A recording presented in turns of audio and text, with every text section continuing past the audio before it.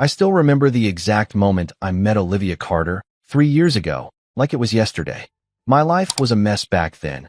My apartment had turned into a swamp because the guy upstairs decided to leave his bathtub running like some kind of absent-minded idiot. Water poured through my ceiling, soaking everything I owned, and I was left with no choice but to crash at my best friend Marcus's place while the repairs dragged on. That's where she walked into my world, Olivia, his younger sister. I was sitting on Marcus's lumpy couch, sipping a cheap beer and feeling sorry for myself, when she breezed through the door. She was stunning. Long dark hair, bright green eyes that seemed to sparkle, and this confident smile that hit me like a punch to the chest. She didn't just walk into a room, she owned it. "You must be the flood victim," she said, her voice teasing but warm, and I laughed despite myself. She sat down next to me, closer than she needed to, and started asking me questions about my ruined apartment, my job, my life, like she actually cared. It felt good, you know? Like I was the only guy in the world worth talking to. We hit it off fast. Within a week, we were texting nonstop, and by the end of the month, we were dating. Olivia had this way about her. This magnetic pull that made people notice her, want to be around her. At parties, she'd be in the middle of the crowd, laughing, telling stories, her hands waving as she talked. Guys would hover, offering her drinks, and girls would hang on her every word. I'd watch from the sidelines, proud she was mine, but also a little uneasy. She's just friendly, I told myself. She loves the attention, but she's with me. And from the outside, we looked perfect. Me, the steady guy with a decent job, and her, the dazzling woman who lit up every room. I'd take her out to dinners, hold her hand, and feel like I'd won something big. She'd lean into me, whisper something funny, and I'd think, this is it. This is what people dream about. But even back then, there was this tiny voice in my head, quiet but nagging, wondering why she always needed every eye on her. I ignored it. Love makes you stupid like that. The first few months were a blur of excitement. She'd show up at my place, once it was fixed, with takeout and a bottle of wine, and we'd talk for hours. She had this effortless charm, this way of making me feel special, like I was the center of her universe. But looking back, I can see it wasn't always real. She'd flirt with waiters right in front of me, laughing it off when I'd frown. "Relax, babe, it's just fun," she'd say, and I'd let it go. She'd cancel plans last minute, leaving me waiting, but then she'd flash that smile, and I'd forgive her instantly. I told myself it was fine. She was lively, spontaneous, the opposite of boring old me. I liked that about her. At least, I thought I did. People would tell me how lucky I was, how Olivia was one of a kind, and I'd nod, grinning, because yeah, she was. But that magnetic pull she had, it wasn't just for me. It was for everyone. And deep down, I think I knew that from the start. I'd lie awake sometimes, listening to her breathe next to me, wondering if I was enough for someone like her. She was always chasing something, attention, excitement, the next big moment, and I was just me. Steady, reliable, the guy who paid his bills on time and didn't make waves. But she'd roll over, throw an arm across my chest, and I'd push those doubts away. She chose me. I'd tell myself. Out of everyone, she's here with me. And for a while, that was enough. 3 years ago, when we met, I thought I'd found the woman I'd spend my life with. I thought I knew her, her laugh, her quirks, the way she'd light up when she talked about her dreams. But now, looking back, I realize I didn't know her at all. I saw what I wanted to see, and that was my first mistake. Looking back, the signs were always there, staring me in the face, but I was too caught up in Olivia to care.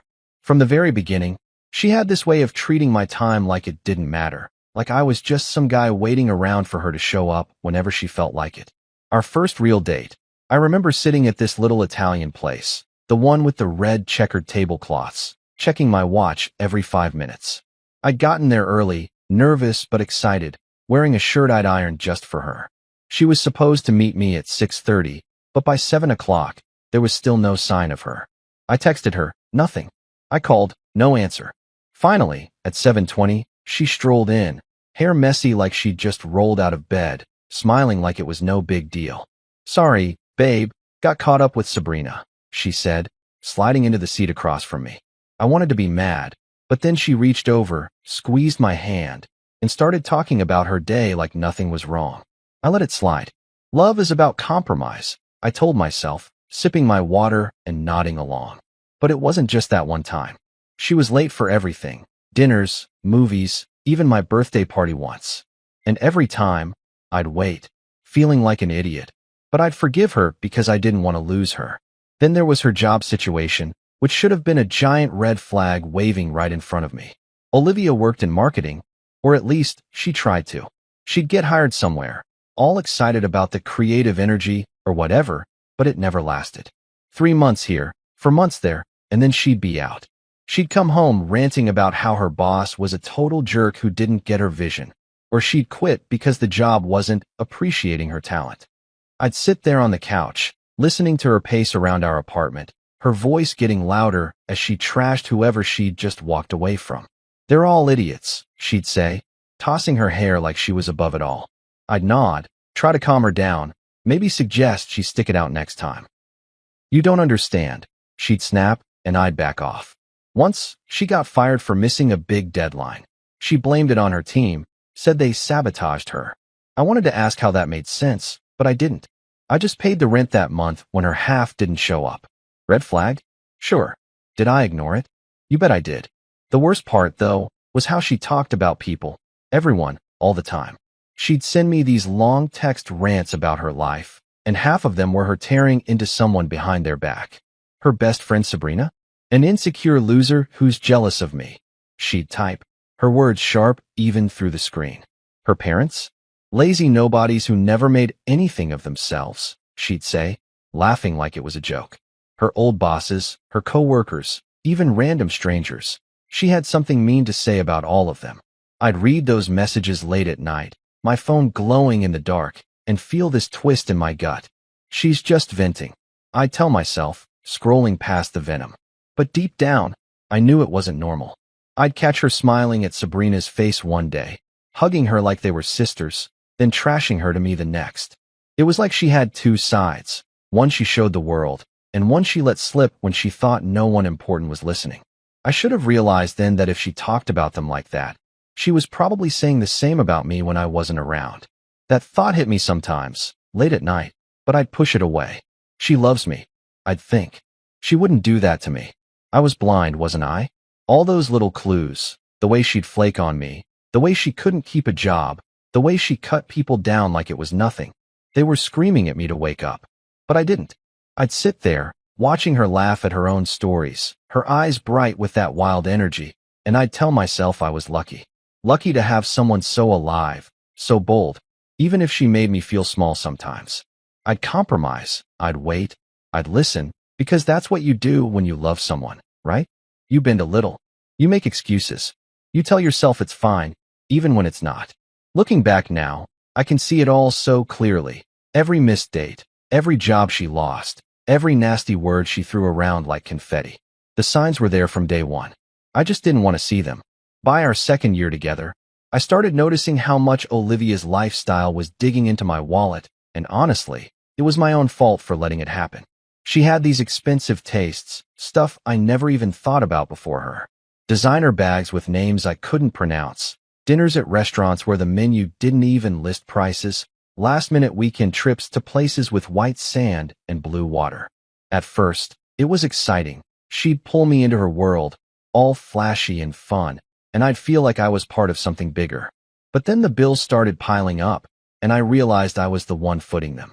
I had a steady job. Nothing fancy, just a desk gig that paid the rent and kept the lights on. But Olivia? Her money came and went like a breeze. She'd blow whatever she made on clothes or nights out, then turn to me with those big green eyes and say, "Babe, can you cover this one? I'll get you back." I always said yes. I was the responsible one, the guy who didn't let things fall apart, so I picked up the slack. I told myself it was temporary, that she'd figure it out eventually. But she never did. Then came the car situation, and that's when I really should have put my foot down. Olivia had this dream, she'd talk about it all the time, of owning a Mercedes-Benz C-Class. She'd show me pictures on her phone, silver and sleek, her voice getting all dreamy. "It's not just a car," she'd say, "it's a statement." Her old Beater, this rusty sedan that coughed every time she started it, finally gave out one rainy afternoon. I was at work when she called me, practically in tears. "It's dead, babe." I'm stranded. What am I supposed to do? I told her we'd figure it out, maybe get something used but reliable. But she had her heart set on that Mercedes. Next thing I know, we're at the dealership, her practically bouncing as she ran her fingers over the hood of this shiny new car. This is it, she said, grinning at me. This is the one. I looked at the price tag, way more than she could ever afford, and honestly, more than I wanted to deal with. But she kept going. I need this, babe. It'll make me feel good about myself. You want me to be happy, right? She leaned into me, her voice soft, and I caved. We worked out a loan, but her credit was shot from all those missed payments on random stuff she bought over the years. So, I co-signed it. Worse, I started helping with the monthly payments because her new job wasn't covering it yet. Once I land something stable, I'll pay you back, she promised, sitting across from me at our tiny kitchen table. She looked so serious, her hands wrapped around a coffee mug, and I believed her. I wanted to believe her. I'd nod and say, okay, no rush, even though my bank account was starting to feel the squeeze. Rent, groceries, my own car, now hers too. I'd stay up late sometimes, staring at my laptop, moving numbers around to make it all work. She'd be asleep in the next room, not a care in the world, while I wondered how long I could keep this up. It wasn't just the money, it was the way she acted like it was normal. Like I owed her this life she couldn't pay for. She'd come home with a new handbag, some leather thing that cost more than my rent, and I'd ask, how'd you swing that? She'd laugh, twirl it around, and say, don't worry about it, babe. It's an investment. An investment in what? I never got a straight answer. But I'd smile, kiss her forehead, and let it go, because fighting about it felt harder than just dealing with it. I started cutting corners in my own life to keep hers going. No more lunches out with the guys from work. Just a sandwich from home. No new clothes for me, even when my shoes started wearing thin. Meanwhile, she'd be posting pictures online, posing with that Mercedes or sipping cocktails at some rooftop bar, looking like she had it all together. People would comment, goals, or living the dream, and I'd feel this weird mix of pride and panic. Pride because she was mine, panic because I was drowning trying to hold her up. I'd tell myself it was love, that this was what you do for someone you care about. But every time I swiped my card for her, every time I said yes, when I wanted to say no, I felt a little piece of myself slip away. She promised she'd pay me back, and I clung to that like a lifeline. 2 years in, and I was still waiting. Our third anniversary was supposed to be the night everything came together, a chance to celebrate us after all the ups and downs. I'd been planning it for weeks, wanting to make it special for Olivia because she always said I wasn't romantic enough. I picked La Reverie, this fancy restaurant she'd been dying to try, white tablecloths, dim lights, the kind of place where they charge you just to breathe the air. I made the reservation a month ahead, saved up extra from my paycheck to cover it, even got a fresh haircut the day before. I put on that dark blue suit she once said made me look dangerously handsome, checked myself in the mirror, and felt pretty good about it. I got to the restaurant at 7 p.m. sharp, right on time, my stomach flipping with nerves and excitement. The host led me to our table, a little spot by the window with a view of the city lights, and I sat down, picturing her walking in, smiling at me like she used to. I couldn't wait to see her face when she saw how much effort I'd put in. By 7:30, she still wasn't there. I pulled out my phone, sent her a quick text, hey, you on your way? And set it face down on the table. No big deal, I thought. She's always late. I sipped my water, watched the other couples laughing and clinking glasses, and told myself she'd show up soon. The waiter came by, asked if I wanted to order anything while I waited. Not yet, I said, forcing a smile. She'll be here any minute. But 8 p.m. rolled around, and still nothing. I called her, straight to voicemail. Her cheery voice on the recording said, hey, it's Olivia, leave a message, and I hung up, my chest tightening. I stared at the empty chair across from me, the candle flickering between us, and felt the sinking feeling I couldn't shake. I should have left right then, grabbed my coat and walked out, but I didn't. I stayed, like some fool who couldn't admit the night was already falling apart. By 9 p.m., the waitstaff started giving me those looks, you know the ones, all soft eyes and pity, like I was some abandoned puppy. One of them refilled my water without me asking, and I mumbled a thanks, my face burning. I kept sitting there, checking my phone every few minutes, telling myself she'd have a good excuse. Maybe her car broke down again, or she got stuck in traffic. I'd wait a little longer, just in case. The restaurant hummed around me, people eating, talking, living their lives, while I sat frozen, holding on to this dumb hope. Then, At 10 p.m., the doors swung open, and there she was, Olivia, finally. But she wasn't alone. 3 of her friends trailed behind her, all loud and giggling, their faces flushed like they'd already been drinking somewhere else. She spotted me, waved like it was nothing, and sauntered over with them in tow. "Hey, babe," she said, dropping into the chair across from me like she hadn't just made me wait 3 hours. Her friends, some guy named Noah, a girl with pink hair, and another I didn't recognize, pulled up extra chairs, crowding our table. They were tipsy, laughing too loud, acting like this was their night, not ours. I stared at her, my mouth dry, trying to figure out what to say. "You're late," I managed, but she just shrugged. "Yeah, we hit a bar first. Lost track of time. You know how it is." I didn't know how it was. I'd been sitting there, alone, while she was out partying without even a text. Before I could say anything else, she leaned back, smirking, and said it, loud enough for half the restaurant to hear. "See? Told you he'd still be here like a pathetic puppy." Her friends burst out laughing, this sharp, cruel sound that cut right through me. Noah, this smug guy with a stupid earring, grinned at me and said, "Damn, she wasn't kidding. You're trained real good."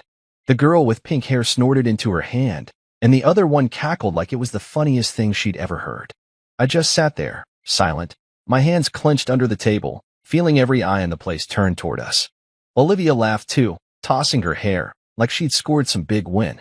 I looked at her, the woman I'd spent 3 years loving, the woman I'd dressed up for, waited for, and saw something I hadn't let myself see before. She wasn't just late. She wasn't just careless. She was humiliating me, right there in front of everyone, and she didn't even care. The night I'd built up in my head was gone, shattered by her words, and all I could do was sit there, the pathetic puppy, watching it happen. I didn't say a word after Olivia dropped that line about me being a pathetic puppy. I didn't yell, didn't flip the table, didn't even let my face show how much it stung, like a knife twisting in my gut.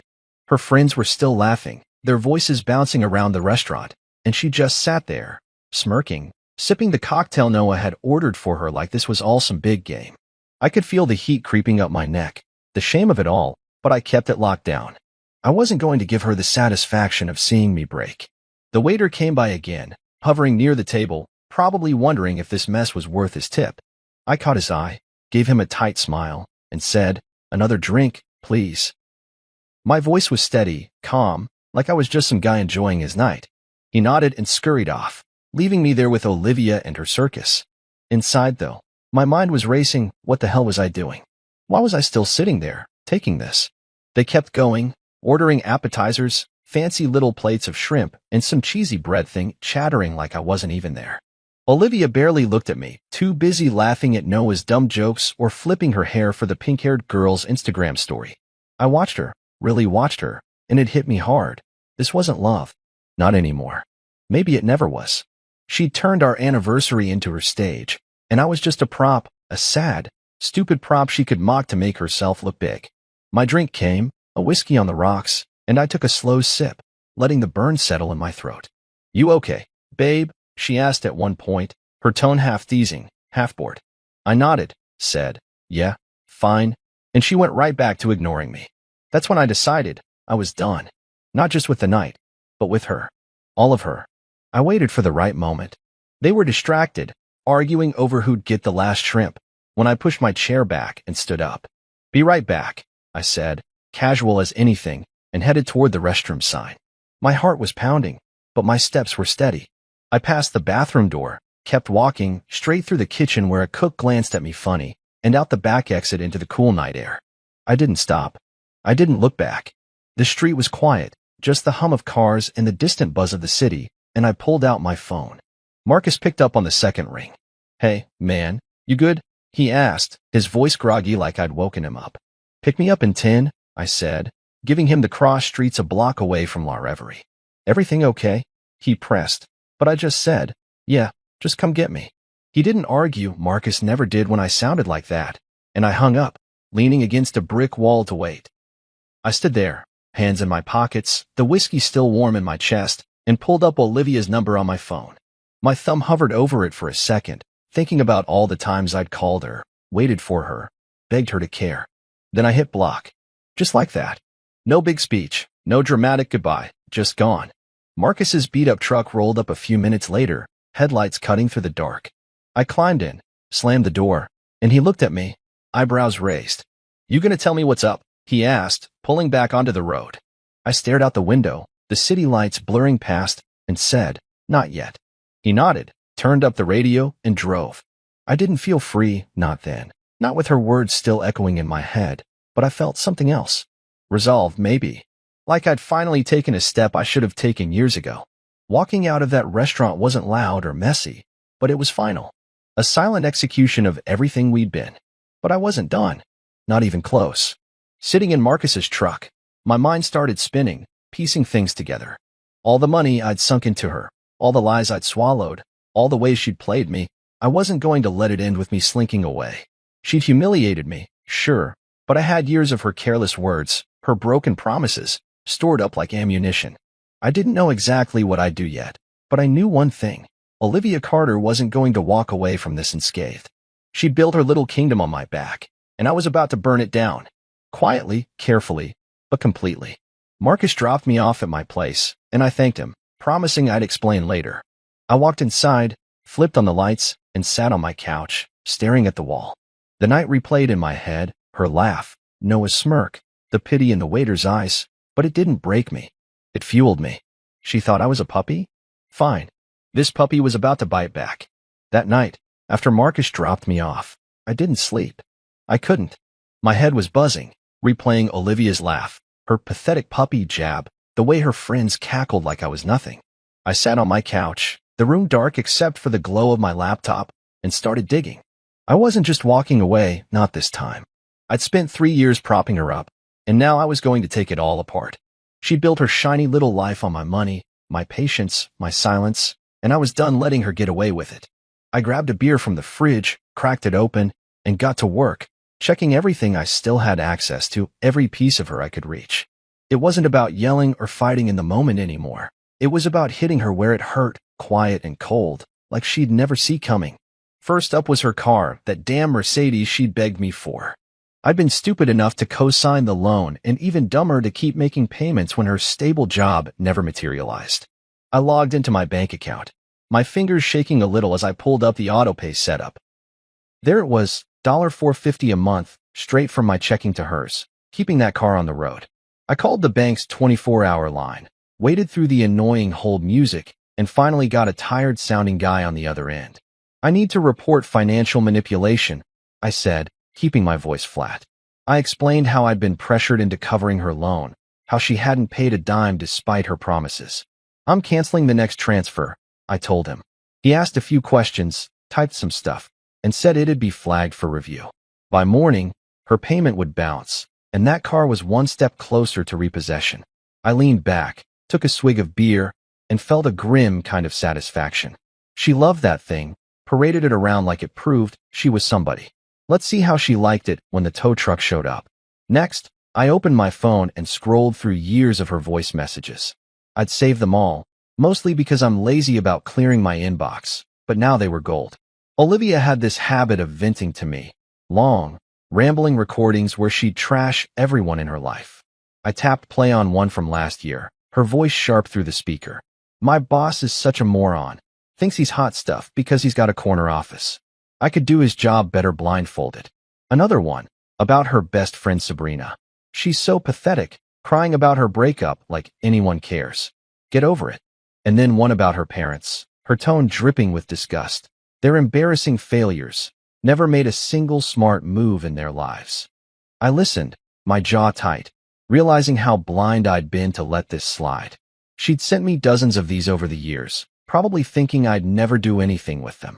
Well, she was wrong.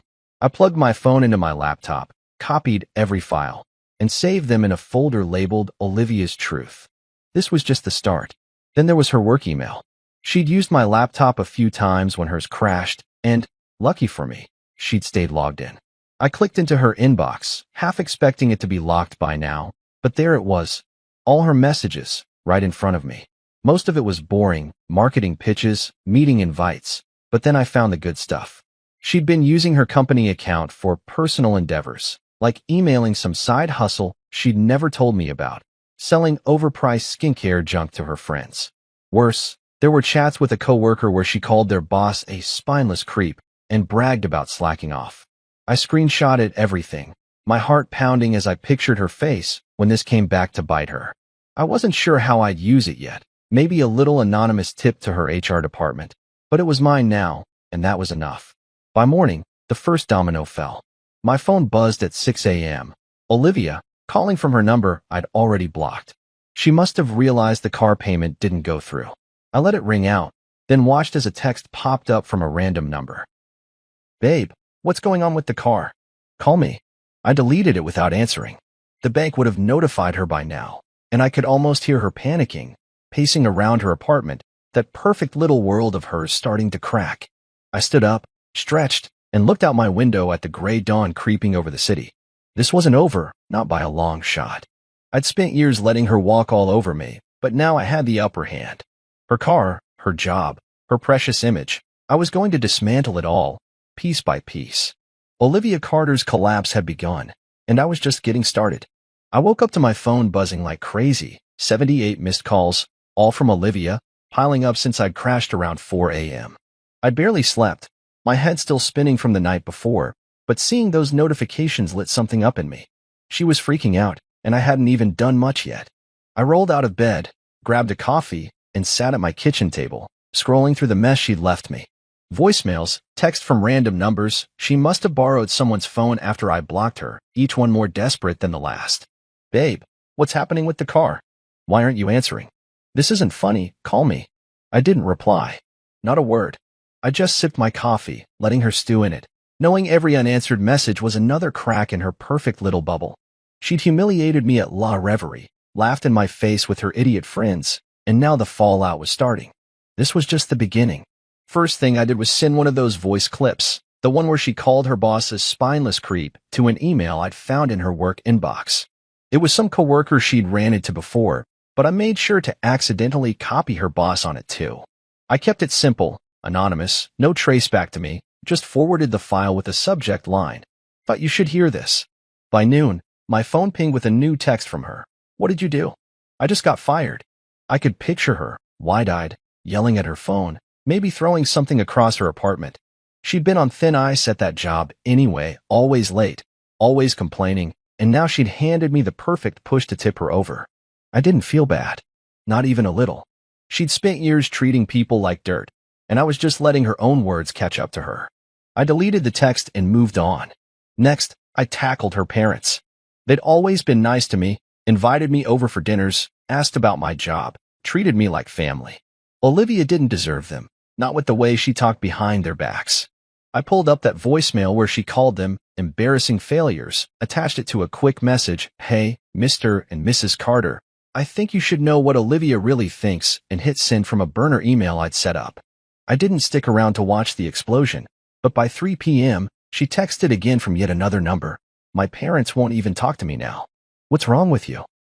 I could hear her voice in my head, shrill and panicked, and it felt good, like I was finally taking back some of the power she'd stolen from me. Her parents were her safety net, the ones she'd run to when things got tough, and now that door was slamming shut. I tossed my phone on the couch and kept going. The car was the final blow that day. I'd already canceled the payment, and the bank didn't waste time. She must have gotten the official notice, late fees piling up, repossession looming, because by late afternoon, she was blowing up my phone again. "The bank says they're taking the car. You can't do this to me," she wrote. Then, "Baby, please, I need the car for work." Funny how she cared about work now that it was gone.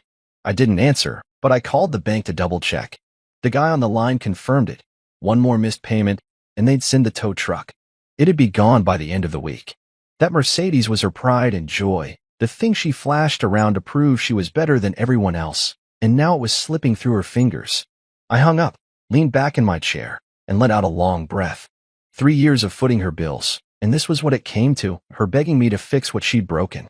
By night, Olivia was in full meltdown mode. The texts kept coming, a flood of them, each one wilder than the last. "What did you do?"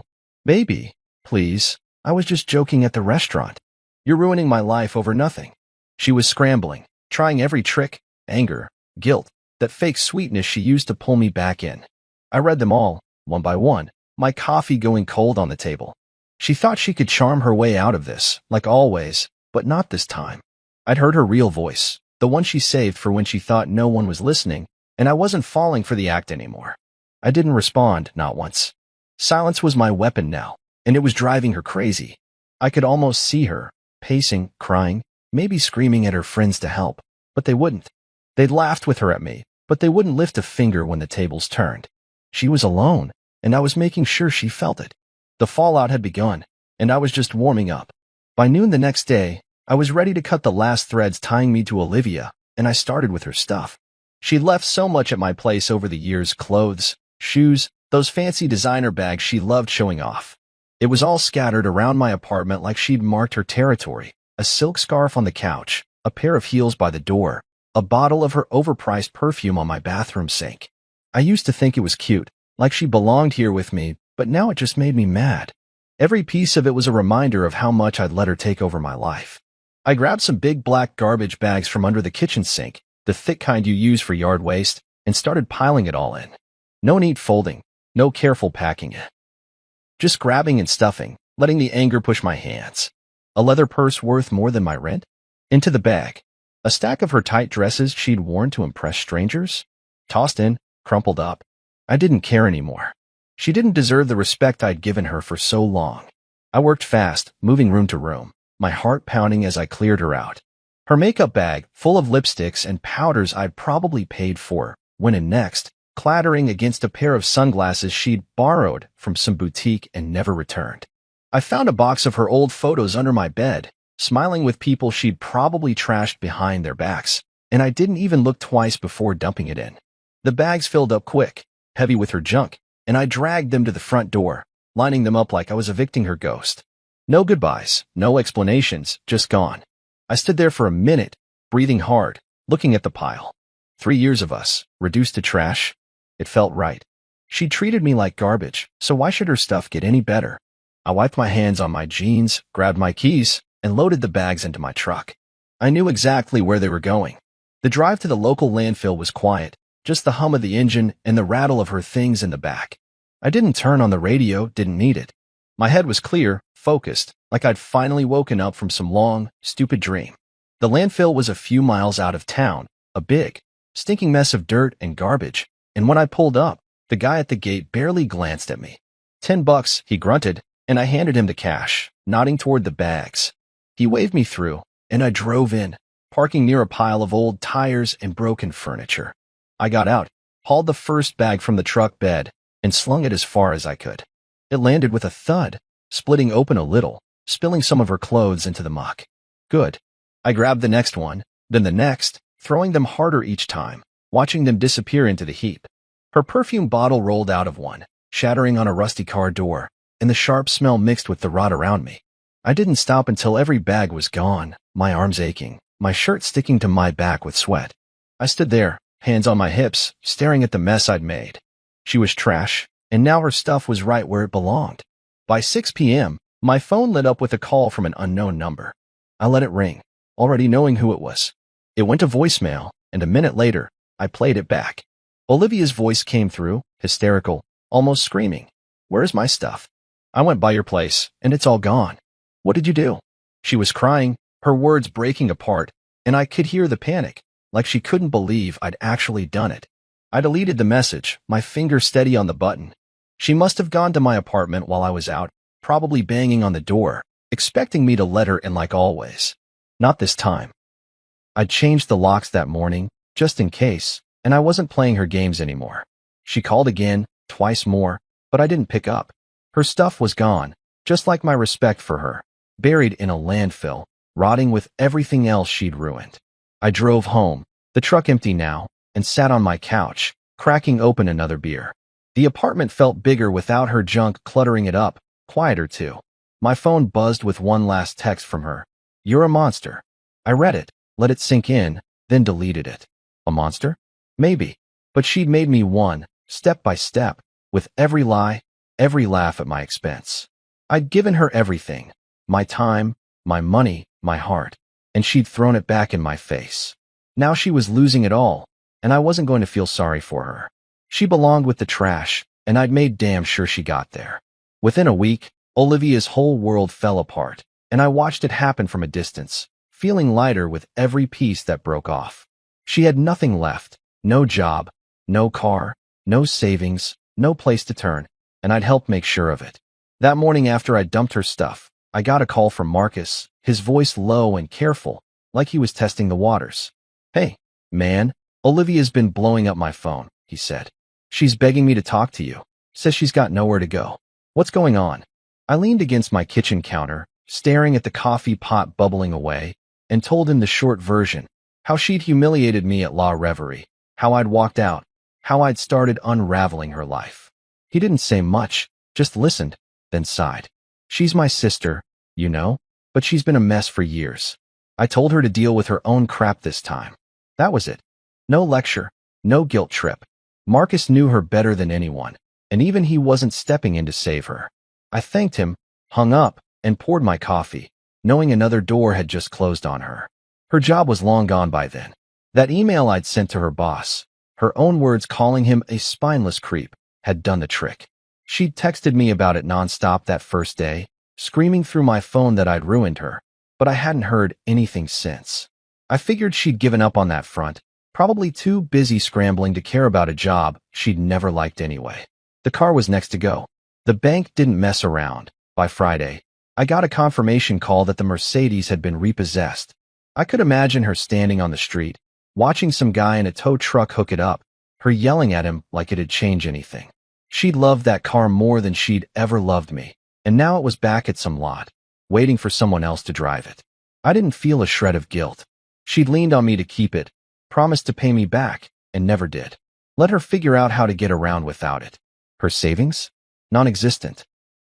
Olivia had always lived paycheck to paycheck, even when she had a paycheck, blowing it all on clothes, trips, whatever made her look good online. I'd seen her bank app once.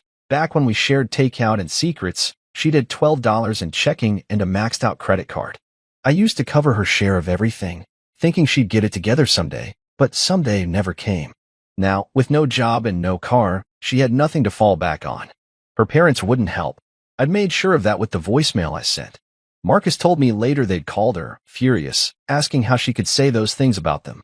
She tried to explain it away, he said, but they weren't buying it.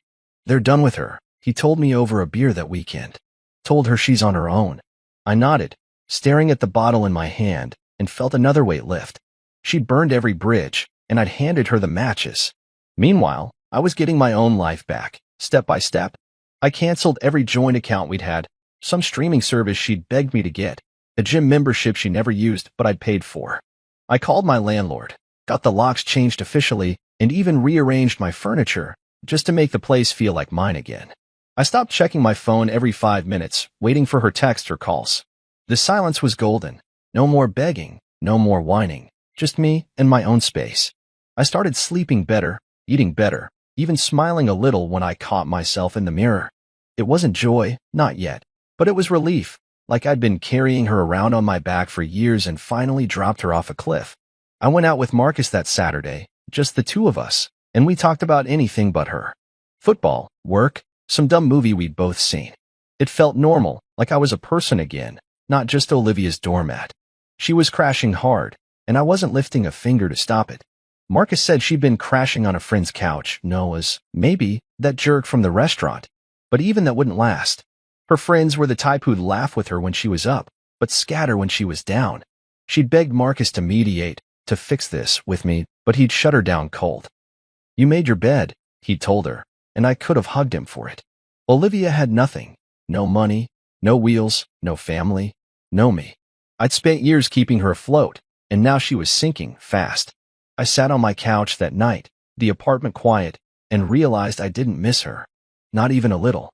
She was declining, and I was rising, and that was exactly how it should be. Months later, I was sitting at my kitchen table, eating a bowl of cereal and scrolling through my phone, when an email popped up from Olivia. It was the first I'd heard from her since the chaos settled, and seeing her name in my inbox hit me like a jolt, part surprise, part dread. I put the spoon down, wiped my hands on my jeans, and opened it, not sure what to expect. The message was short, typed out in that careless way she had, like she hadn't even bothered to proofread. "I don't know why you're doing this to me. You're overreacting. I thought you loved me. I miss you. That was it. No apology, no real explanation, just her throwing out words like they'd magically fix everything. I read it once, then again, letting each line sink in.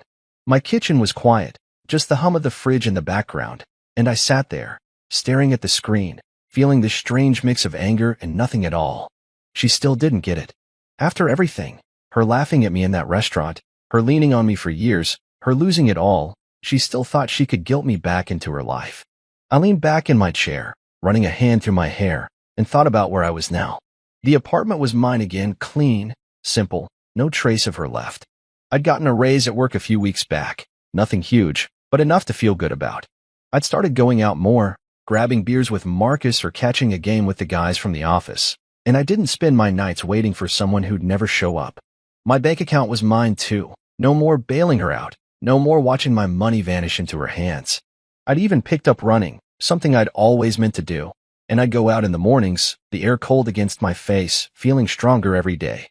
Life wasn't perfect, but it was better, way better, without her dragging me down. And here she was, popping up like a ghost, trying to pull me back into her mess with a few whiny sentences. I thought about replying, just for a second. I could have typed out everything. How she'd humiliated me at La Reverie, how I'd sat there while her friends laughed, how I'd spent years paying for her dreams while she mocked me behind my back. I could have told her about the car, the job, her stuff in the landfill, how I'd dismantled her life piece by piece because she'd pushed me too far. My fingers hovered over the keyboard, itching to let it all out, to make her see what she'd done. But then I stopped. What was the point? She wouldn't listen. She'd never listened. She'd twist it around, cry about how I was the bad guy, how she was the victim in all this. I'd seen it before, those big eyes filling with tears, that shaky voice begging me to forgive her, and I wasn't falling for it again. She didn't deserve my words, my time, my anything. I'd given her enough already. So I deleted it. Just like that. I highlighted the email, hit the trash button, and watched it disappear from my inbox. No hesitation, no second thoughts. It felt good, clean, like scrubbing a stain off the counter. I picked up my spoon, took another bite of cereal, and kept scrolling some dumb meme Marcus had sent, a news headline I didn't care about. Olivia's message was gone, and I wasn't going back to dig it out. She could miss me all she wanted, but I didn't miss her, not the real her, the one who'd shown up that night at the restaurant, loud and cruel and careless. I'd missed the idea of her, maybe, back when I thought she was someone worth loving. But that was over. I learned my lesson, and I wasn't unlearning it for her. I finished my breakfast, rinsed the bowl, and headed out for a run. The March air was crisp, the sky gray but brightening, and my shoes hit the pavement in a steady rhythm. I thought about her email as I ran, how it was her last try, her final swing at getting me back. She didn't know why I'd done it? Fine. She didn't need to. I'd done it because she'd shown me who she really was, and I'd believed her. Finally. That line stuck with me, something I'd heard somewhere, maybe from Marcus or some old movie. When someone shows you who they really are, believe them the first time. I hadn't, not for 3 years, but I did now. I picked up my pace, my breath puffing out in little clouds, and felt the weight of her fade with every step. She was the past. I was moving forward, and that was the end of it. My name is Noah Carter, and I have spent the last decade building something indestructible. At 35, I am the owner and CEO of Carter Holdings, a multinational investment firm that has its hands in everything from real estate to private equity. But power and wealth were not handed to me. I had to fight for every inch, every deal, every opportunity. 3 years ago, I was not the man I am today. I was just another ambitious entrepreneur, grinding away, trying to make something of myself. I was married then, to a woman who I thought would stand beside me through thick and thin. Isabella Moore. She was beautiful, intelligent, and driven, but she had one fatal flaw. She craved success more than she craved loyalty. At the time, Carter Holdings was still in its infancy, and though I had vision and potential, I was not the man at the top. Not yet. Isabella, however, had no patience for a man in the process of building an empire. She wanted a man who already had one. That's when Liam Preston entered the picture. A hedge fund manager with a slick tongue and an obscene amount of money, he represented everything Isabella wanted. Fast wealth, flashy luxury, and immediate power. And just like that, she walked away. I can still remember the night she left. She sat across from me at our dining table, her fingers tracing the rim of her wine glass as she carefully chose her words. Noah, I don't think this is working anymore. Her voice was calm, almost rehearsed. I looked at her then, really looked at her, and saw it in her eyes. She had already made up her mind. She had already moved on. I asked her the question that had been gnawing at me for weeks. Is there someone else? She hesitated for a fraction of a second. That was all the answer I needed. I just want a different life, she said instead, evading the question. I want stability. I want to be with someone who can give me the life I deserve. The life she deserved. At that moment, I realized I had been nothing more than a stepping stone to her. She saw my ambition, my drive. But she wasn't willing to wait for the moment when it all paid off. She wanted a shortcut, and she found it in Liam Preston. She left me that night, packed her bags, and disappeared into a world of private jets, luxury vacations, and the kind of superficial glamour she had always craved. For 3 years, I let her go. I focused on my work, channeled every ounce of my energy into Carter Holdings. While she was attending exclusive galas and posting about her extravagant life, I was working, planning, building. And now, 3 years later, the tables have turned in a way she never could have predicted. I sit in a sleek, glass-walled conference room, surrounded by top executives and legal teams, staring at the names printed on the contract before me. Preston Holdings. A $20 billion investment deal, one of the biggest of the decade. A deal that will determine the future of their company. And they have no idea that I am the one holding the final decision. Liam and Isabella are on the other side of this deal, convinced they are about to secure an investment that will elevate their company to new heights. I can already imagine the arrogance in Liam's tone, the confidence in Isabella's stride. They think they are untouchable. They don't know that Carter Holdings isn't just another investor at the table. It's my company. And I have been waiting for this moment for a very, very long time. I sat in the shadows of the lavish bar inside the high-rise hotel, watching as Liam Preston and Isabella more reveled in their own arrogance. They had no idea I was there, no idea I was even in the same city, let alone at the same table of negotiations they thought they had in the bag. Liam had always been the type to flaunt wealth he hadn't actually earned. Unlike me, who built my company from nothing but hard work and calculated risk, he had inherited his initial capital through family connections, leveraged it recklessly, and rode the market like a spoiled gambler who never imagined he could lose. His kind always believed they were untouchable, until they weren't. I watched as he swirled his whiskey, leaning back in his chair, speaking just loud enough for everyone around to hear. It was always a performance with him. This deal is going to define the next decade, Liam said, his voice dripping with self-importance. If Carter Holdings wants in, they better be ready to prove they deserve a seat at the table. I nearly laughed at that. The audacity. If only he knew. Isabella was next to him, dressed in a sleek designer dress, looking every bit the polished, high-society woman she had always dreamed of becoming. But I could see it, even from my seat in the distance. The slight tightness around her eyes, the way she leaned in just a little too much when Liam spoke, as if she needed reassurance that she was still on the winning side. 3 years ago, she had walked away from me without hesitation. No doubt, she had expected never to look back, certain that I would fade into obscurity while she ascended to the world she believed she belonged in. And yet, here we were. What neither of them knew was that I owned the very company they were seeking investment from, that every executive they had met so far worked for me, that the people they had spoken down to, dismissed as small players in this negotiation, were taking their cues from me. I had deliberately stayed in the background, watching them operate, letting them show me exactly who they were. And they had not disappointed. Carter Holdings isn't as powerful as people say, Liam continued, chuckling as he took another sip of his drink. They've been expanding, sure, but this deal is their golden ticket.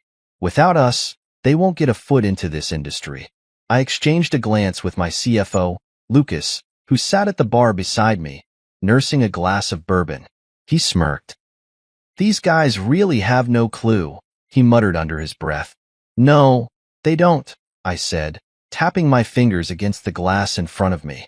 Liam and Isabella continued talking, oblivious to the truth. They saw Carter Holdings as just another investment firm eager for a piece of their empire. They thought they were in control. Isabella's voice was smooth, confident. "This deal will solidify everything we've worked for," she said. "Once we get Carter Holdings to sign, we'll be unstoppable." She had always been like this, aligning herself with whoever she believed was winning, attaching herself to power like a vine seeking the strongest tree. Once, she had looked at me the way she now looked at Liam. Once, she had believed in my potential, until she decided potential wasn't enough. It would be almost tragic if it weren't so satisfying. Lucas leaned in. "Should we give them a preview of what's coming?" "Not yet." I took a sip of my drink, savoring the moment. Let them keep believing they're in control. The longer they think they have the upper hand, the harder they'll fall. Liam laughed again, shaking his head. "It's actually kind of funny. Carter Holdings probably thinks they have leverage. I guarantee you, they'll take whatever scraps we offer them." I raised an eyebrow. "Scraps?" Lucas let out a low whistle. "This is going to be brutal." Oh, it was. But not in the way Liam thought. I watched as he waved over the bartender, ordering another round of drinks. He was celebrating already, convinced of his own invincibility. And Isabella? She was glowing, her gaze filled with admiration as she clung to the man she had chosen over me. I wonder how she will look when she realizes the truth. When she finds out that the man she left in the dust now held the fate of her entire world in his hands. They thought this deal would make or break Carter Holdings. What they didn't realize was that it would actually break them. Liam leaned back, lifting his glass in a mock toast. "To the future," he said, smirking. I smiled to myself, lifting my own glass from my spot at the bar. "To the future," I murmured, because in less than 24 hours, their future would belong to me. The boardroom was a glass-walled masterpiece, towering above the city skyline. The conference table stretched long, polished to perfection, surrounded by high-backed leather chairs that screamed power and wealth. Everything about this room was designed to impress, to intimidate, to set the stage for the kind of high-stakes decisions that shaped entire industries. Today, it would be the backdrop for something far more entertaining. I walked in without fanfare, dressed in a crisp, dark suit. My tie knotted with precision. My presence was unassuming, just another executive taking a seat at the far end of the table, away from the immediate conversation. I wasn't here to be the center of attention. Not yet. My senior executives were already seated, reviewing documents and preparing for the investment proposal. I had deliberately instructed them not to reveal my identity just yet. I wanted to watch. I wanted to see how they carried themselves when they thought they were in control. And just as expected, Liam and Isabella entered like they owned the place. Isabella stepped in first, her heels clicking against the marble floor with practiced confidence. She wore an ivory-colored business suit, her hair in loose waves, and her expression radiated power, or at least the illusion of it. She had always been good at appearances. She carried herself like a woman who had it all, but I knew better. That confidence would crack soon enough. Liam followed, his usual smirk in place, wearing an expensive charcoal suit with cufflinks that probably cost more than most people's rent. He carried himself like a man who had already won, like a king stepping into his own castle. I sat motionless, my hands folded in front of me, watching. They didn't even glance in my direction. They didn't recognize me. I had expected as much. It had been 3 years, and I had changed. I had refined everything about myself, my presence, my demeanor, my entire approach to power. I wasn't the struggling entrepreneur Isabella had walked away from. I wasn't the man trying to prove his worth. I was the worth. "Let's get started, gentlemen," Liam said smoothly as he took his seat, exuding confidence. He leaned back, adjusting his watch, another expensive accessory that symbolized his wealth. "I assume Carter Holdings has already reviewed the investment proposal. We're here to finalize the terms." I remained silent, letting my CFO, Lucas, lead the conversation. Lucas nodded, flipping through the thick packet of documents in front of him. "We have reviewed everything, yes? But before we move forward, we need to clarify a few things." Liam barely concealed his irritation. He didn't like to be questioned. "There's not much to clarify," he said. "The terms are all outlined. Carter Holdings wants in. We welcome the investment. This is a once-in-a-lifetime opportunity, gentlemen." Preston Holdings is set to dominate the next decade. Lucas smirked slightly, casting a glance in my direction before looking back at Liam. We appreciate the enthusiasm, Lucas said coolly. But Carter Holdings doesn't rush into deals based on excitement alone. Liam's smirk tightened. Excitement? He let out a short laugh. This isn't about excitement. It's about numbers. The projections speak for themselves. If you're hesitating, maybe Carter Holdings isn't as bold as we thought. I saw it then. The subtle flicker in Isabella's expression. The way her eyes darted toward Lucas, calculating. She had always been smart. She knew something was off. We were under the impression that Carter Holdings was eager to expand into this sector, Isabella said, her voice smooth. Our investors were told this was a priority acquisition. Are you suggesting otherwise? Lucas chuckled under his breath. Oh, it's a priority, all right. Liam frowned. Then what's the holdup? I let the silence stretch for a few seconds before I finally spoke. The holdup is that we're still deciding if it's worth our time. The shift in energy was instant. Isabella's head snapped in my direction. Liam furrowed his brows, finally registering that someone else had spoken. I leaned forward, my hands resting on the table, and met their stares head-on. Recognition dawned in Isabella's eyes first. Her lips parted slightly, confusion flickering across her expression. She knew. She knew my voice. And then, realization crashed into her like a tidal wave. Her breath hitched. Noah, she whispered, disbelief coating her voice. Liam blinked, his confidence wavering for the first time. Wait, his eyes scanned my face, as if trying to reconcile the memory of the man he had once dismissed with the one sitting before him now. I smiled, slow and deliberate. It's been a while. Isabella looked as if she had seen a ghost. Liam, however, recovered quickly, forcing out a chuckle. Well, this is unexpected. He tried to mask his unease with casual arrogance, but I could see the tension in his jaw. I had no idea you were involved with Carter Holdings. You wouldn't, I said simply.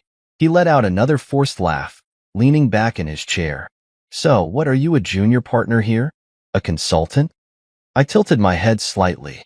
Something like that. His confidence returned. He thought he had figured me out. That's great, he said, his smirk resurfacing. A familiar face. That should make this deal easier. I chuckled. Should it? Isabella was still staring at me, her face pale.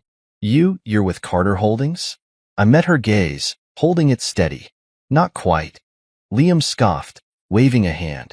Look, I don't care what role you have here, Noah. This deal is a golden opportunity, and I assume your bosses will want to hear what we have to offer. Lucas coughed into his fist, barely suppressing his amusement. I exhaled slowly, then leaned back in my chair. I am the boss. Silence. A thick, suffocating silence filled the room, pressing down on them like an unbearable weight. Isabella's face drained of all color. Liam's smirk vanished. His lips parted slightly, but no words came out. I watched the realization settle over them, the moment when the truth hit like a wrecking ball. I wasn't a junior partner. I wasn't a consultant. I wasn't an executive taking notes for someone else. I was the owner, the CEO, the man who held their entire future in his hands. Liam swallowed hard, his bravado crumbling at the edges. You! His voice cracked slightly before he forced himself to straighten. You run Carter Holdings? I smiled, unbothered. Surprised? Isabella inhaled sharply, still struggling to process. Her hands clenched slightly on the table. How? How is that possible? I shrugged. 3 years is a long time. Liam opened his mouth, then closed it. His mind was scrambling for something, anything, to regain control of the conversation. But there was nothing, because the power he thought he had, the deal he thought he controlled, it all belonged to me now.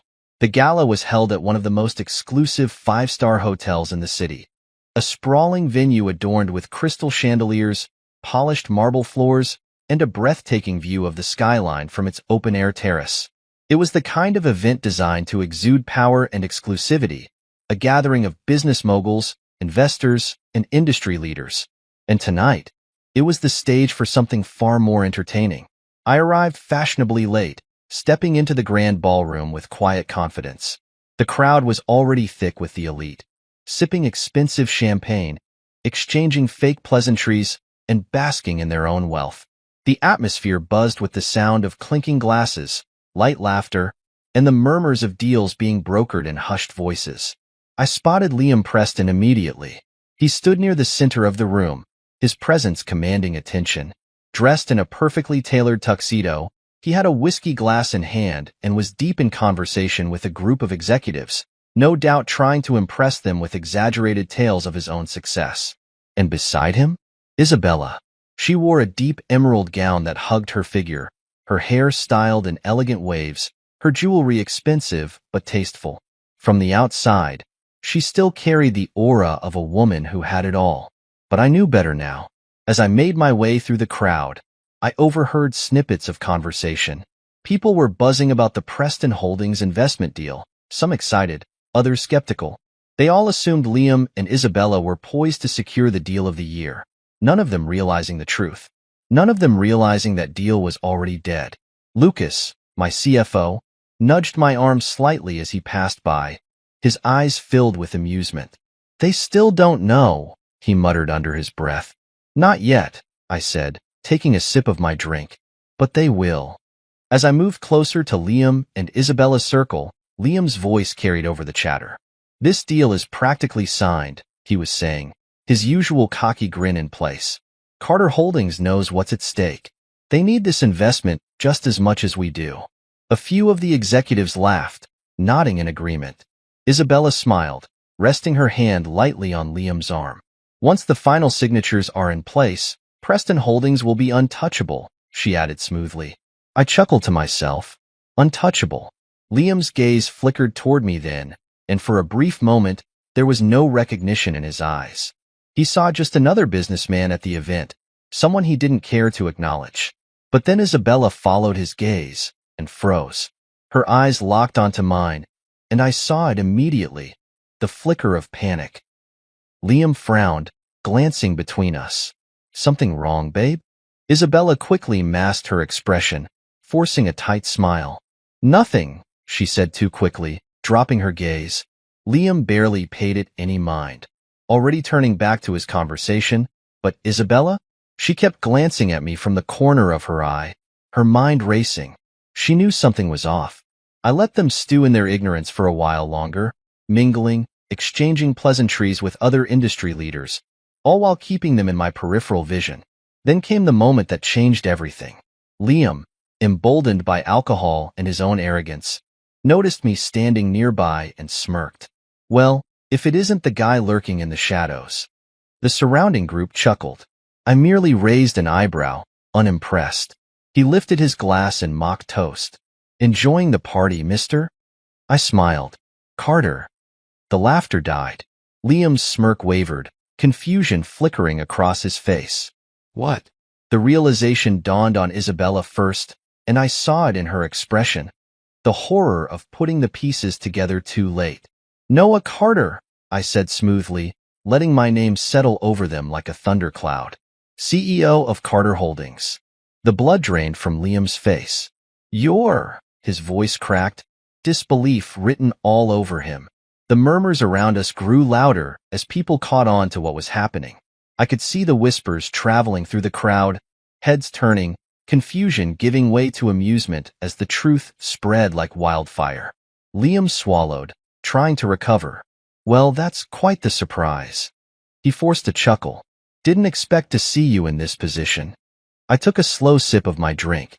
Clearly, the discomfort in his posture was delicious. But he wasn't about to back down. Not yet. Instead, he did what insecure men do best when they feel threatened. He lashed out. With a sudden, exaggerated smirk, he turned to Isabella. "You know, babe, I never understood why you wasted your time with certain people." I knew what he was doing, trying to reestablish control, trying to turn the situation into a joke at my expense. I remained calm, watching him, letting him dig his own grave. And then, in front of the entire room, he did something I didn't expect. Liam grabbed a nearby glass of water, lifted it with a sneer, and threw it in my face. The cold liquid splashed over me, dripping down my face and onto my suit. The entire ballroom fell silent.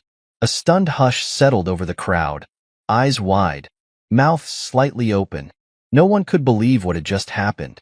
Liam stood there, smug, thinking he had just humiliated me in front of the city's most powerful people. I exhaled slowly, wiping my face with my hand. Then, in the calmest, steadiest voice, I said, "Then our $20 billion deal is off. Effective immediately." The silence deepened. Liam's smirk evaporated. What? I pulled my phone from my pocket, pressed a button, and let the room hear what I had been waiting for. A high-ranking Carter Holdings investor's voice echoed over the speakers. "If Noah Carter doesn't approve this deal, we're pulling out of Preston Holdings entirely." Isabella's breath hitched. The air turned ice cold. Liam's hands trembled. "Wait, hold on." I pocketed my phone and adjusted my suit, still damp from the water. "You think you hold all the cards, Liam?" My voice was low, controlled. "You think you're the king of the room?" I stepped forward, my presence towering over him. "You thought Carter Holdings needed this deal?" I let a slow, amused smile spread across my lips. "You had it backwards." Isabella looked like she wanted to disappear. "Liam?" He just stood there, shaking his head, unable to comprehend the catastrophe unfolding before him. I leaned in slightly, lowering my voice just enough that only they could hear. "I built myself from the ground up. You inherited your power. I let the weight of my words settle, and now I'm taking it away." Then, without another word, I turned on my heel and walked away.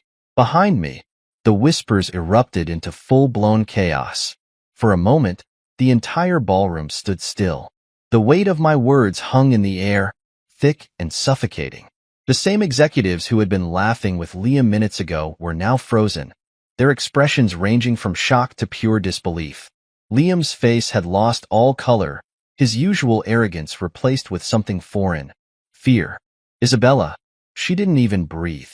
I could see the calculations running through her mind, the slow realization that everything she had built, everything she had left me for, was crumbling right in front of her. The $20 billion deal. The deal that was supposed to solidify Preston Holdings as an untouchable empire was gone. And worse, everyone in the room had just witnessed it.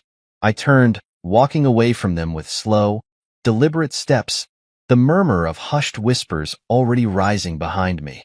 I could hear people piecing it together, the questions flying between them. Noah Carter? As in Carter Holdings? He was married to Isabella, wasn't he? Wait, does that mean, was he the one in charge all along?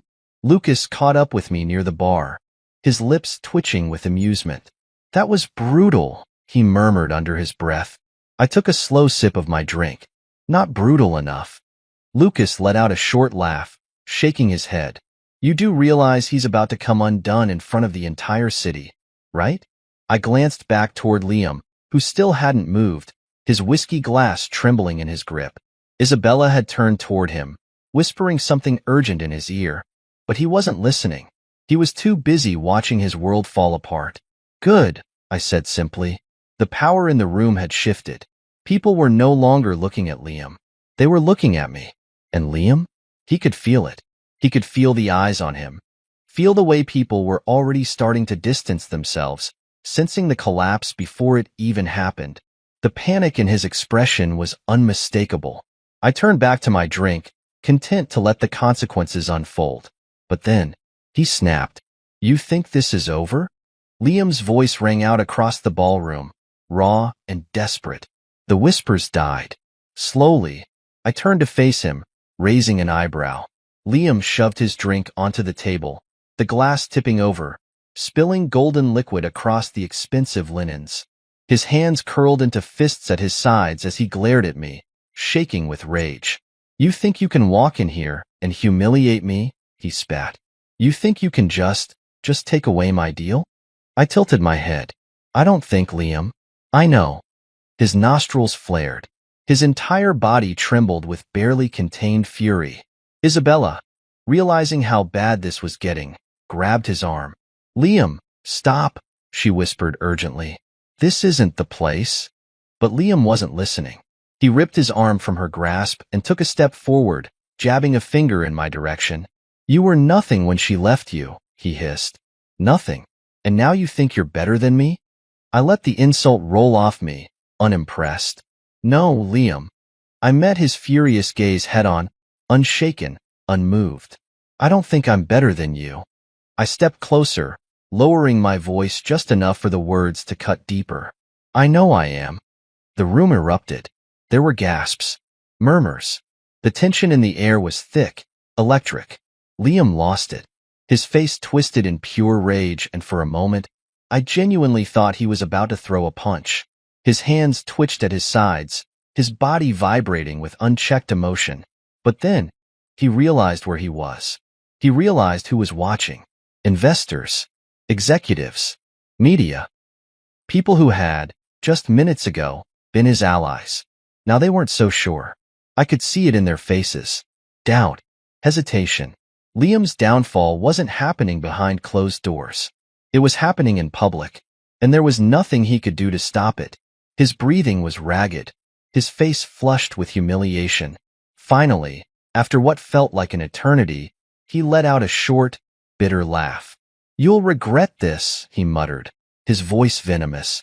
I held his gaze, calm, unbothered.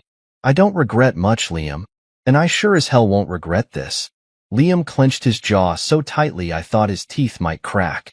He turned abruptly, pushing past the onlookers as he stormed out of the ballroom. Isabella hesitated, torn between following him and staying to salvage her reputation. But she knew. She knew it was too late. Her perfect world was shattered. And as she turned her eyes back to me, something flickered in her gaze. Not anger. Not even hatred. Regret.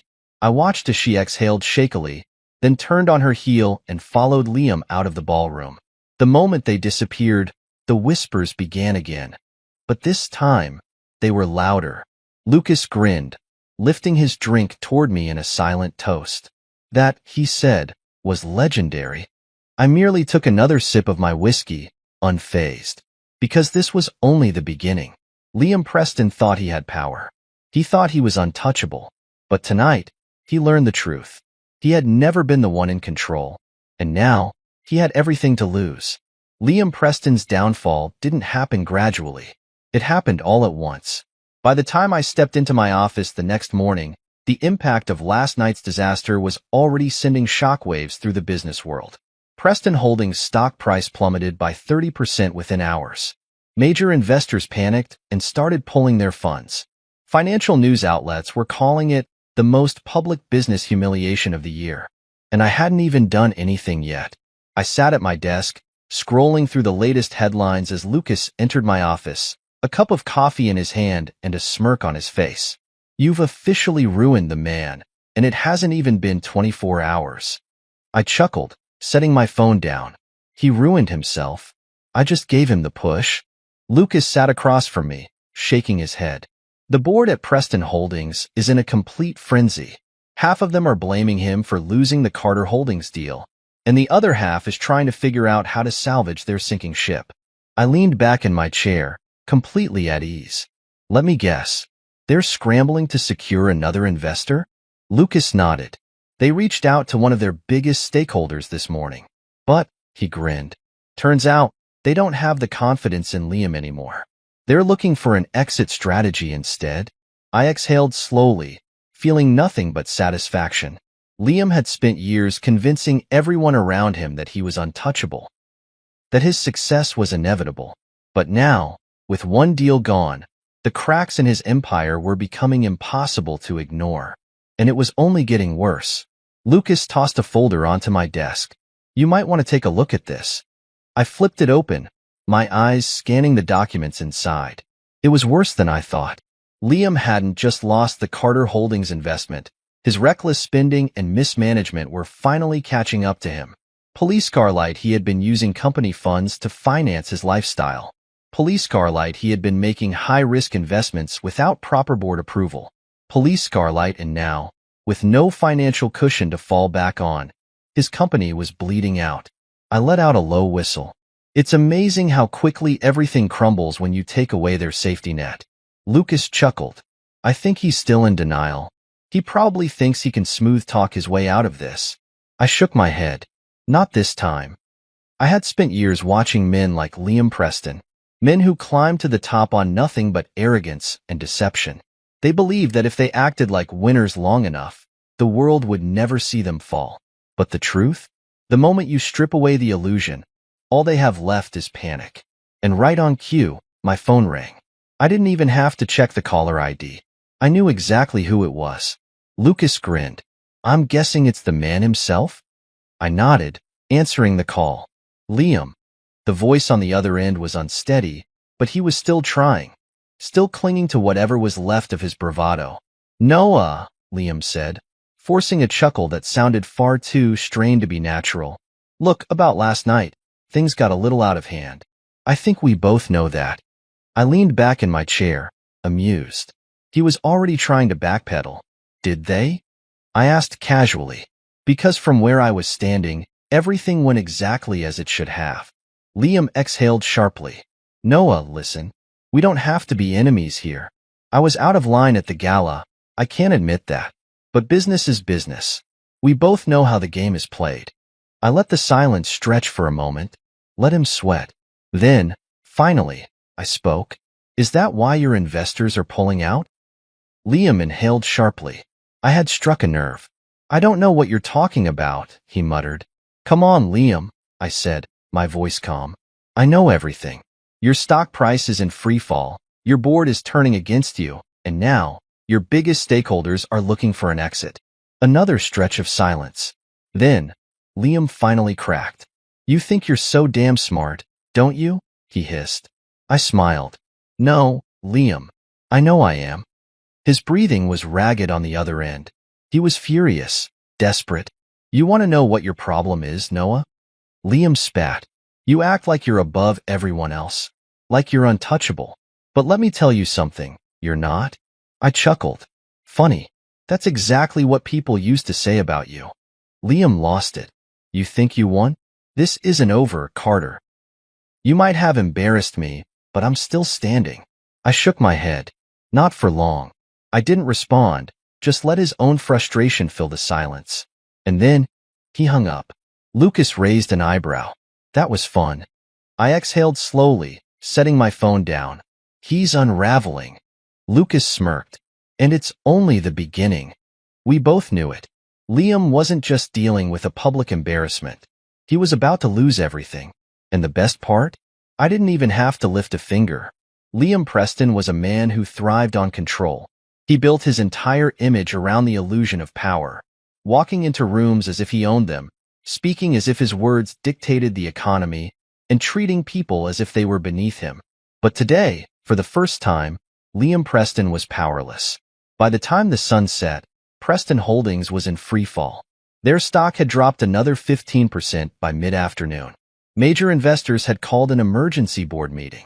Whispers of financial fraud had reached the SEC, triggering an early-stage investigation. And Liam? He was drowning. I sat in my office, watching it unfold from a distance, listening as my team gave me the latest updates. Lucas, ever the bearer of amusing news, leaned against my desk with his tablet in hand, smirking. The board is voting tonight, he said, shaking his head. They're going to push him out. I leaned back in my chair, completely relaxed. Took them long enough. Lucas let out a short laugh. They're ruthless when they smell blood. And Liam? He's bleeding out fast. I wasn't surprised. The moment confidence in a leader faltered, the sharks always circled. And Liam had made too many enemies along the way. Still, I knew men like him. He wouldn't go down without a fight. He would cling to whatever scraps of power he had left, refuse to accept the reality staring him in the face. And that's exactly what happened. At precisely 7:42 p.m., Liam walked into the emergency board meeting. His shoulders were squared, his posture stiff, but his eyes were frantic. He was a man who had never been in this position before.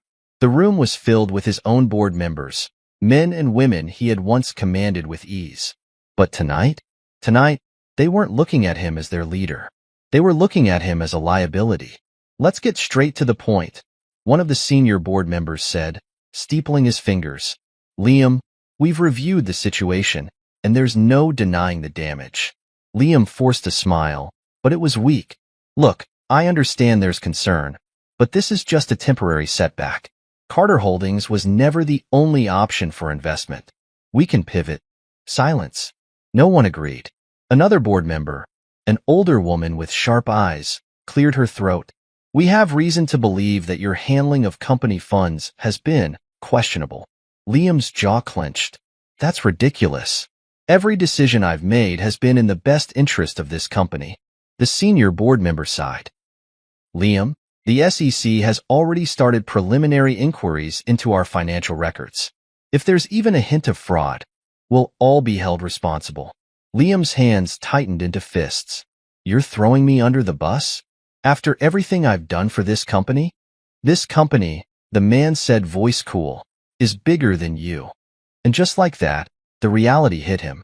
Liam was no longer the king. He was expendable. The final blow came from his most trusted ally, his own CFO, Mark Bennett. Mark had been Liam's right-hand man for years, the one who covered for him, who helped smooth over his reckless financial choices. But tonight, when Liam turned to him for support, Mark stood with the board. It's over, Liam, Mark said, his voice even. The vote is unanimous. The board has decided. You're out? Liam staggered back. No, he whispered.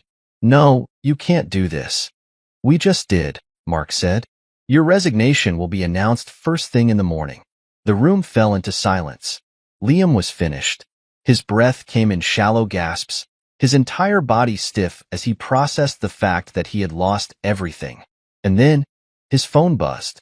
He looked down, his face contorting as he saw the name flashing on the screen. Isabella, his wife, his last remaining ally. Liam picked up the call, voice sharp.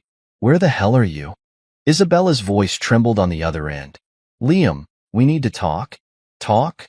He laughed bitterly, running a hand through his disheveled hair. I just got betrayed by my own board, and you want to talk?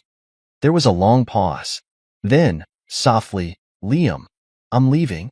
His world stopped. What? His voice was barely a whisper.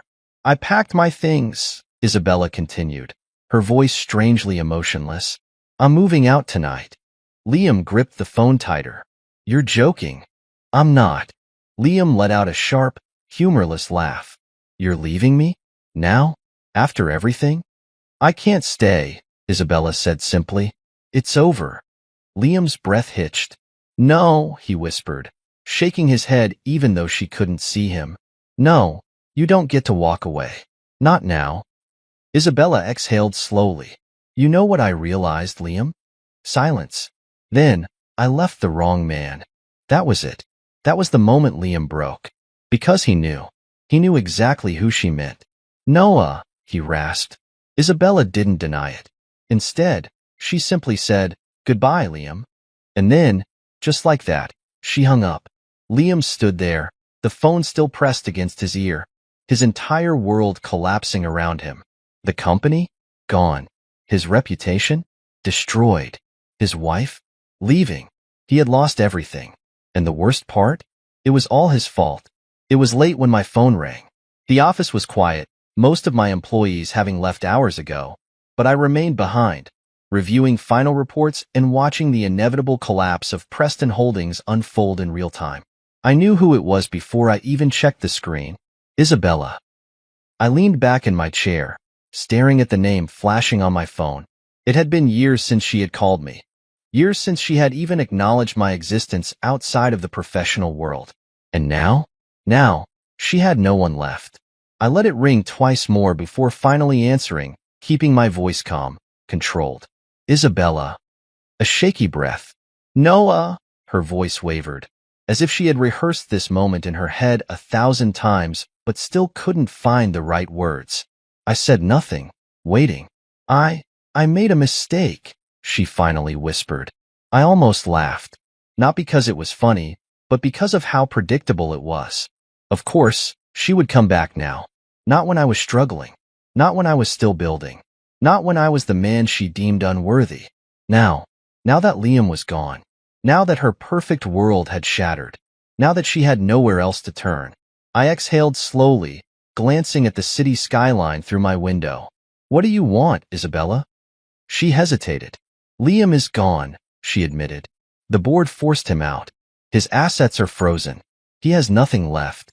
And I heard her swallow, the shame thick in her silence. I need help, Noah. There it was. I should have felt some kind of satisfaction, some kind of twisted pleasure in hearing her beg, but I didn't. I only felt indifference. Years ago, her leaving had shattered me. It had burned through my pride, my trust, and my love until nothing was left. But time had done its job. I had rebuilt. I had become more. And now, she was nothing but a voice from the past. I let the silence stretch between us, making her sit with her own words. Noah, she whispered, voice trembling. Please. I leaned forward, resting my elbows on my desk. What do you want, Isabella? I don't know what to do. She let out a shaky breath. Liam ruined everything. The house is being taken. Our accounts are frozen. I have nothing left. I smiled to myself. She wasn't calling because she regretted leaving me.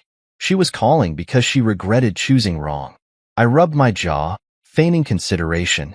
Let me get this straight. You left me for a man you thought was better, built a life with him, looked down on me while I was working for everything I have. And now that he's fallen, you think I'll just, what? Save you? Her breath hitched. Noah, it's not like that. Isn't it? I cut her off, my voice steady. Tell me, Isabella, if Liam was still rich, still powerful, would you be calling me right now?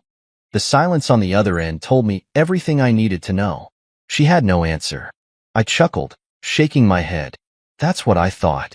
Noah, she whispered, her voice breaking. I know I don't deserve anything from you. I know I made mistakes. But she inhaled shakily. I was wrong about you. I see that now. I leaned back in my chair, staring up at the ceiling. Took you long enough. She let out a soft, humorless laugh. Yeah. For the first time since the call began, I heard something real in her voice. Regret. Not just for what had happened with Liam, but for everything. She had miscalculated. She had thought that wealth was the only thing that mattered. That leaving me for Liam was the smart move. But wealth meant nothing without character, without intelligence, without resilience. She had chosen the wrong man. And now, she had to live with that. I exhaled slowly. Isabella, I'm going to be honest with you. I don't hate you. I stopped caring a long time ago. Silence. I continued. You were a part of my past. But that's all you are now. The past. Her breath hitched again.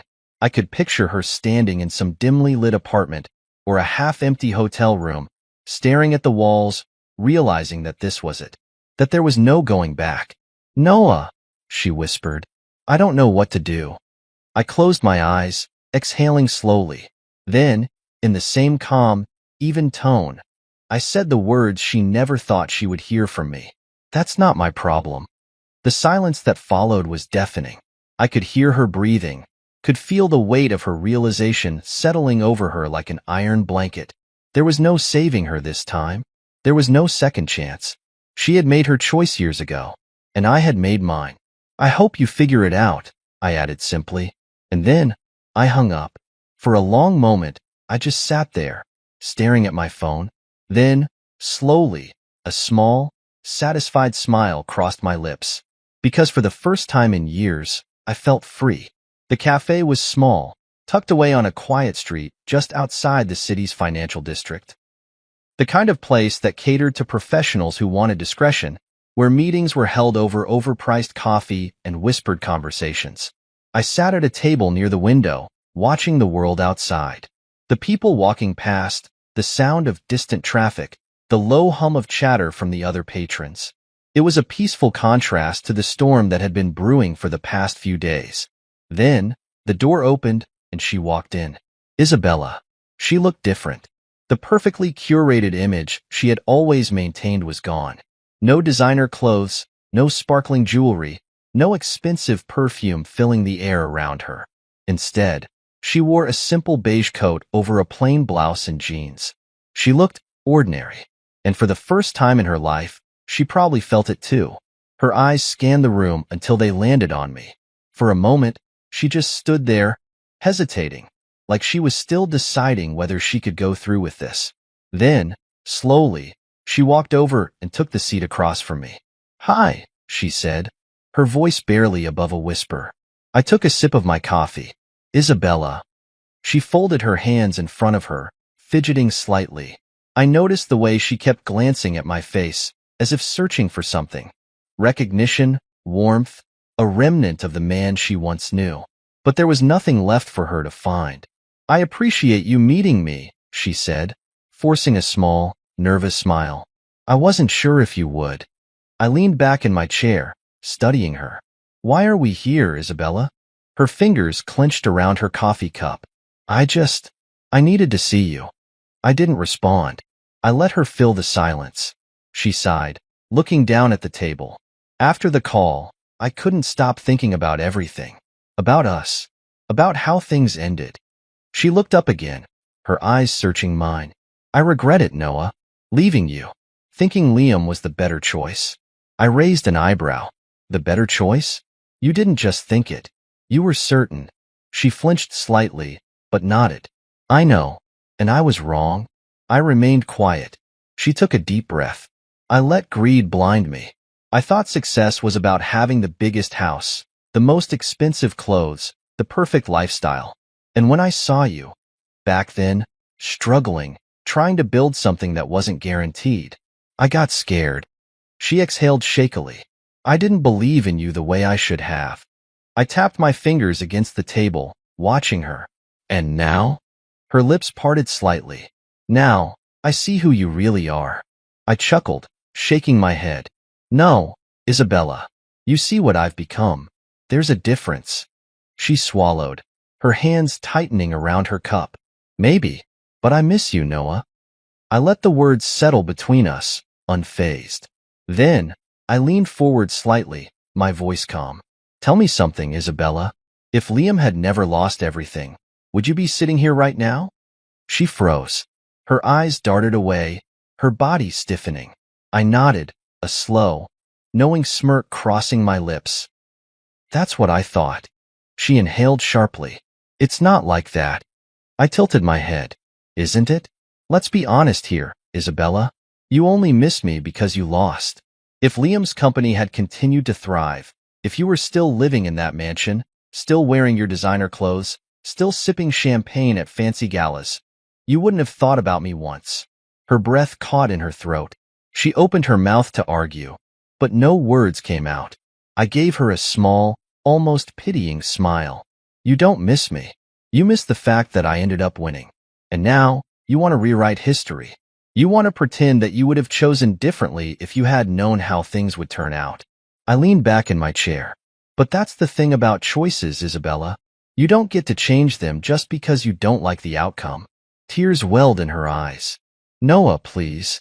There was a time when hearing her beg would have meant something, would have hurt. But now? Now, I felt nothing. I exhaled slowly, glancing out the window. The sun was setting, casting long shadows across the street. A fitting end. Then, I turned back to her, my expression unreadable. "I don't do second chances."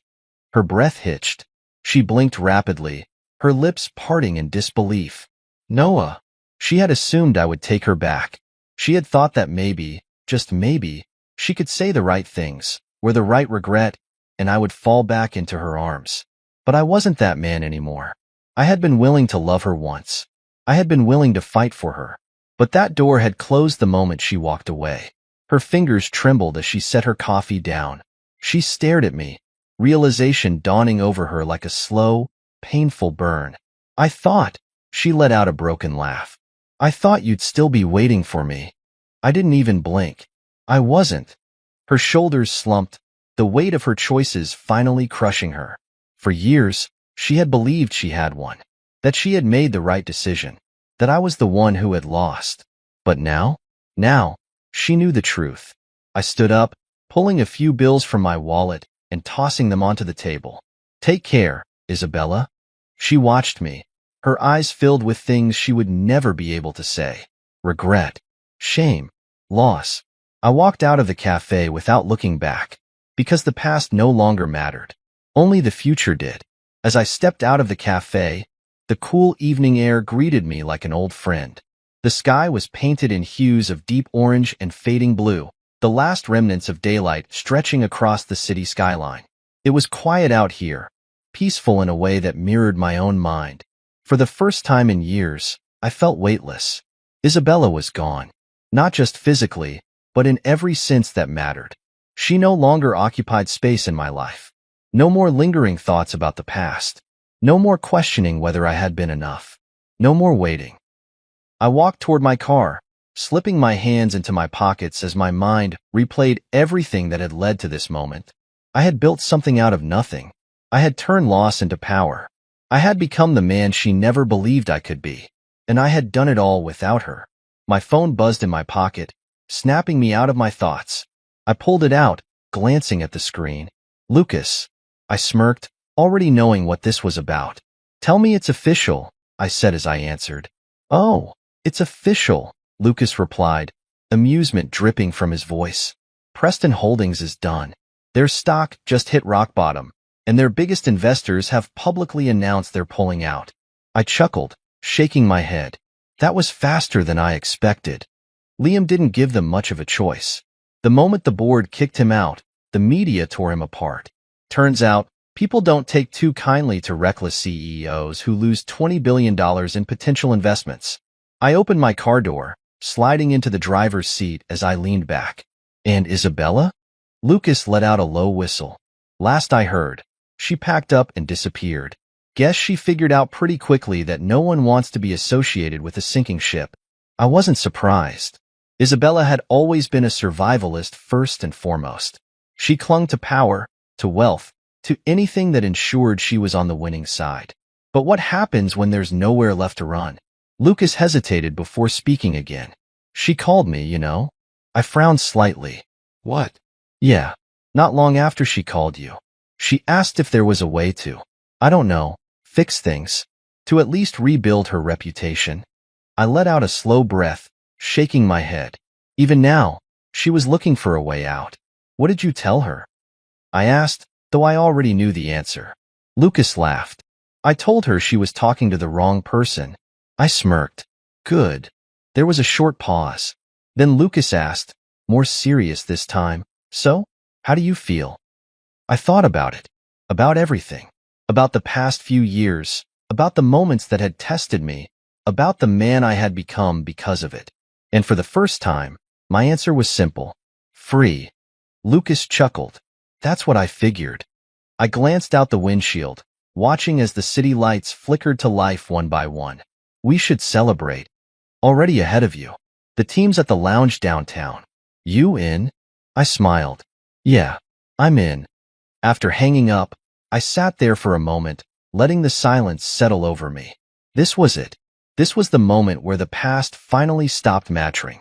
I wasn't the man Isabella had left behind anymore. I wasn't the underdog. I wasn't chasing revenge. I had one. And more than that, I had moved on. With a quiet exhale, I started the car and drove toward the future. My future.